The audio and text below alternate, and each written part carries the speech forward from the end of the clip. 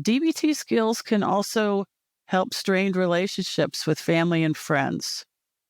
So, for example, there's the Dear Woman skill, and it's another acronym. Dr. Linehan loves acronyms. Um, so D is to describe the situation. Let's go back to Michael and his father's interaction. Dad, I didn't like the way you talked with me. Express how you felt. I was hurt. That's for E. A, assert yourself. I would like that you don't talk to me like that. R, reinforce. Please, I would like you to not talk about that. So basically like a broken record technique with the reinforce. And then W, looking at the whole situation. Okay, so there's my dad, there's me, but then what else is happening? Oh, my mom is really upset over there. So that might be triggering her. Or, maybe I have another sibling at home that's really triggering the situation. Or my dad is in the middle of a hangover. That could be triggering. And O is for observe, for the O of woman. Observe what's happening. So as a client is using this skill, I ask them to pause in between each describe, express, assert. In between each one of those actions, I ask them to observe, how does the other person react to you?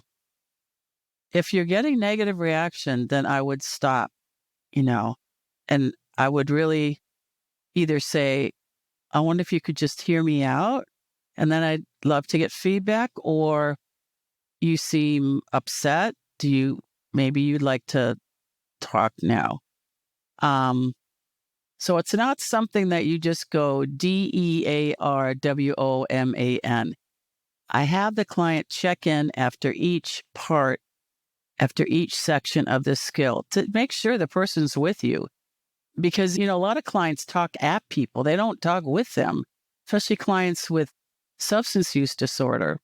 So with the Dear Woman skill, you want to make sure it's a dialogue. And that's where checking in after each skill is important. And then be mindful is the M. Appear confident. So sometimes clients, when they're discussing, they come from a self-pity or a very low self-esteem. It's like a lot of times I'll tell them, shoulders back, shoulders back. You don't have to apologize for being alive. And unfortunately, a lot of clients who have substance use issues do feel like they have to apologize for being alive. And then negotiate. So this is where hopefully a client will be able to go through these steps. And this is where then the dialogue happens. And so then maybe the father's like, well, I don't like when you attack me, so I just attack you back. Okay, I hear that. I apologize. I won't do that, or I'll be mindful of that next time. So this is where you're getting feedback, and then you're thinking about what works for you, or if that sounds true. Like sometimes Michael's father would tell him, it's all your fault. It's all your fault, no matter what happened. And I'd have him really look at that. Is it really all your fault? No. So let's make sure our clients don't take on something that's not true. And again, negotiate the facts or negotiate the conversation and situation. So again, this is where Michael might use this to express his feelings to his father. Also, while setting boundaries and reinforcing positive behavior. So setting boundaries is key. So in addition to his father, his mother, when she was upset or on a bunch of pills, would just call Michael and just ramble. And so I suggested to him to set the boundary. If your mother calls and she's under the influence, or your father for that matter, tell them, I love you, but I don't want to speak to you now. You're under the influence, but I'm more than happy to talk with you when you're clean and sober.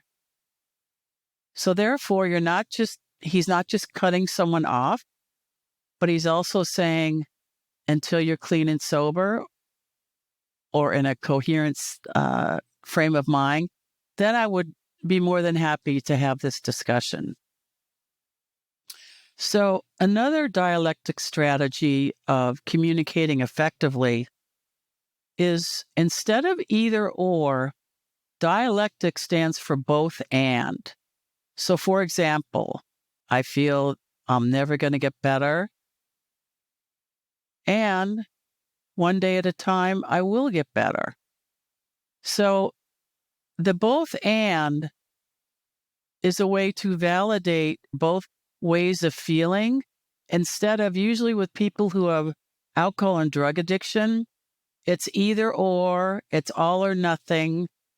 It's extremes, right? People with addiction usually think in extremes. But dialectics are a way of holding both and.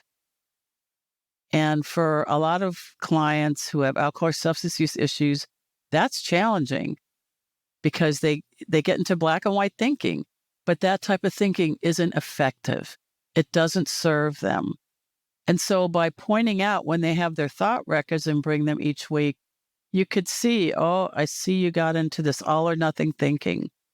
My friend wanted to reschedule, so I'm not going to talk to him anymore. Well, wow, that's really black and white. So let's look at a middle ground here. Let's look at both and. My friend rescheduled, and we could schedule another time, and he could still be my friend. By using validation and dialectical strategies, therapists can help clients feel heard, understood, and supported, while also helping them find a middle ground in between the two seemingly opposite ideas. So in terms of validation, unfortunately, a lot of clients, like Michael, he felt invalidated while growing up. His feelings were either not validated or not even acknowledged. And so he felt invalidated a lot. And then when he came into adulthood, he's drinking, he's doing drugs, and that feeling of not being validated would increase, even if it was just a slight invalidation, or maybe there wasn't any at all from, let's say, a friend. So, for example, he and a friend went to the movies, and his friend said, oh, I want to see this movie. And Michael said, I want to see that one. And his friend said, oh, well, but doesn't this sound like more fun or better? And Michael felt invalidated, and then unfortunately triggered him to a rage. And so I helped him. Let's look at this situation. That trigger is from the past. Your friend was not invalidating you. This is both and. I could have this suggestion for a movie. My friend could have this. And it doesn't mean I'm being invalidated. It just means he has a different choice. So helping clients see that, because a lot of times clients get, especially with alcohol and substance abuse, really get this tunnel vision. And so DBT skills help widen a client's view, widen a client's vision of life, and really look at more the both and instead of all or nothing. And also looking at that trigger, like a client's feeling invalidated. Okay, let's write that down on the thought record, and let's look at, is this in perspective or is this a trigger from the past? When Michael and I looked at this, we realized this was a trigger from the past.